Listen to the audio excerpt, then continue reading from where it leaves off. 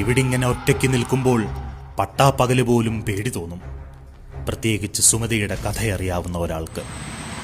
ഒരു വീട്ടുവേലക്കാരിയായിരുന്നു അവൾ. മുതലാളിയുടെ മകനെ മോഹിച്ച വേലക്കാരി.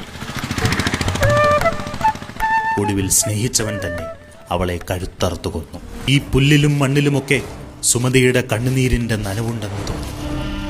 അവനുണ്ട്, അവൻ്റെ പണക്കാരനായിരുന്നു. ആ കാറ് ഒരു കാറ് തന്നെ കൊണ്ടുവന്നത്. അവന് മിലർമല സ്കൂളിൽ പഠിച്ചുകൊണ്ടിരുന്ന ഏകനാണ് അവന്.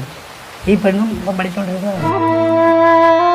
പാങ്ങോട് മധുരാക്ഷേത്രത്തിലെ ഉത്സവം കാണിക്കാമെന്ന് പറഞ്ഞാണ് ആ രാത്രിയിൽ രത്നാകരൻ സുമതിയെയും കൂട്ടി തന്റെ അംബാസഡർ കാറിൽ ഇവിടെ എത്തുന്നത്. ഇവരെ കൊല്ലാനാണ് കൊണ്ടുവന്നതെന്ന് അവർക്ക് മനസ്സിലാവുകയും അവർ കാട്ടിനുള്ളിൽ ഓടുകയും ഇവര് പിറകെ ഓടി. അപ്പോൾ ഇവർക്കും രാത്രി ആയതിനുള്ള വഴി തെറ്റിയിട്ട് കാടിന് ഉൾക്കാടാണെന്ന് കരുതി ഇവർ വന്നത് ഈ റോഡ് സൈഡിലാണ്.